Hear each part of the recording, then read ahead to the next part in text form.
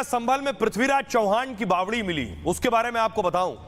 संभल में लगातार हिंदुओं से जुड़ी बहुत सी निशानियां मिल रही हैं, बहुत से लोग उत्साहित हैं, बहुत से लोग इस पर सवाल उठा रहे हैं। कल संभल के चंदौसी में ऐतिहासिक बावड़ी मिली थी और अब संभल में शाही जामा मस्जिद से 3 किलोमीटर दूर एक और बावड़ी मिली। इस बावड़ी का रास्ता खेतों के बीच एक बड़े पेड़ के नीचे मिला है। यह बावड़ी पूर्व हिंदू राजा पृथ्वीराज चौहान की बताई जा रही है। पृथ्वीराज चौहान भारत के आखिरी हिंदू सम्राट थे। पृथ्वीराज चौहान ने दिल्ली और अजमेर पर सालों राज किया। वो अपनी बहादुरी और दिलेरी के लिए जाने जाते हैं। मोहम्मद गौरी को 17 बार हराया। पृथ्वीराज चौहान ने संभल को अपनी राजधानी बनाया था।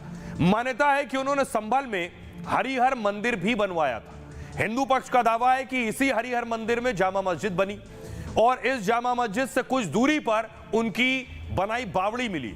कहा यह जाता है कि पृथ्वीराज चौहान की सेना के ठहरने के लिए यह बावड़ी बनाई गई थी और बावड़ी के बाहर वॉच टावर बनाए गए थे जहां सैनिक निगरानी रखते थे। यह बावड़ी 16 मंजिल की थी। हालांकि अभी 2 मंजिल यानी 2 तल ही मिले, बाकी मिट्टी में धसे हुए हैं। यह बावड़ी सालों से बंद है और खंडर में तब्दील हो चुकी है, लेकिन बावड़ी के अंदर अदा से जुड़े निशान नजर आते हैं और कहा यह भी जाता है कि कुछ लोगों ने जानबूझकर इसका नाम चोक कुआं रख दिया है ताकि आम लोग इसके पास ना आए और इसके चोर कुआं रख दिया है। इस बावड़ी का नाम चोर कुआं ताकि इसके पास लोग ना पहुंचे, उन्हें यह डर हो कि यहां चोर आते हैं। दूसरा, इसके इतिहास की चर्चा ना हो। जब हम अंदर दाखिल हो रहे हैं तो तकरीबन बताया जा रहा है कि 16 मंजिला ये बावड़ी है और अब ये खंडर नुमा हो चुकी है। ये जगह है, नीचे बताया जाता है कि तकरीबन 16 माले नीचे। अगर मान लीजिए मैं पहले मंजिल पे खड़ा हूं तो इसके नीचे 15 और मंजिलें हैं और आप तस्वीरें देखेंगे कि हर जगह आपको इसी तरीके से कमरों के बाहर दरवाजे और दरवाजों में रहती थी पृथ्वीराज चौहान की। बावड़ी के अंदर की जो तस्वीर है वो इसी तरीके की है कि छोटे छोटे रास्ते जो हैं वो बने हुए हैं। उन रास्तों के बीच में जो रास्ता निकलता है वो बावड़ी के अलग अलग कमरों में अलग अलग जगहों पर निकलता है। देखिए बस जो होकर जो है वो आगे बढ़ना पड़ रहा है। किस तरीके से इस इतिहास पर मिट्टी डाली गई, इस इतिहास को दबाने की कोशिश की गई, उसकी एक तस्वीर अभी मैं आपको दिखाऊंगा। डाल दी गई यहाँ पर जो एक तरीके से दबा दिया गया इस पूरे प्राचीन बावड़ी। बताया जाता था कि इस जगह पर पानी हुआ करता था। के ऊपर जैसे आप यहाँ पर देख रहे हैं ये पहला फ्लोर है, उसके ऊपर दूसरा, उसके ऊपर तीसरा, उसी तरीके से 15 जो मालों की फ्लोर की ये बावली कही जाती है। संभल की ऐतिहासिक कहानी क्या है? आखिर संभल में ये सारी चीजें जो मिल रही हैं इसके पीछे वजह क्या है? मस्जिद सर्वे और हिंसा को लेकर संभल सुर्खियों में है, लेकिन यह शहर इतिहास की कई धरोहर अपने में समेटे हुए।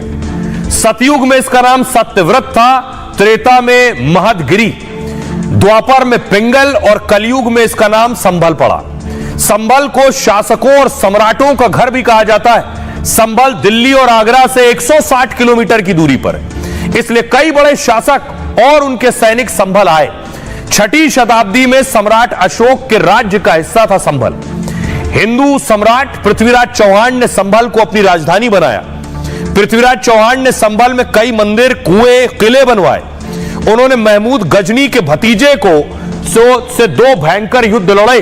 कि आखिर संभल में क्या हो रहा है? संभल में हर रोज कुछ नया मिल रहा है, उस पर बवाल भी हो रहा है, सियासत भी हो रही है और लोगों में खुशी भी है। चौंकाने वाले सबूत मिले हैं। इन कल जो बावड़ी मिली थी, मैंने आपको दिखाया था रानी की बावड़ी, उसे और खोद लिया गया है। ये उसकी तस्वीरें मैं आपको दिखा रहा हूं। आज कहां तक पहुंची है, अंदर देखिए, और खुदाई हो गई है, ये और गहरी बताई जा रही है और लगातार इस पर जो कर्मचारी है, विभाग के लोग हैं, वो काम कर रहे हैं इस बावड़ी को खोदने का।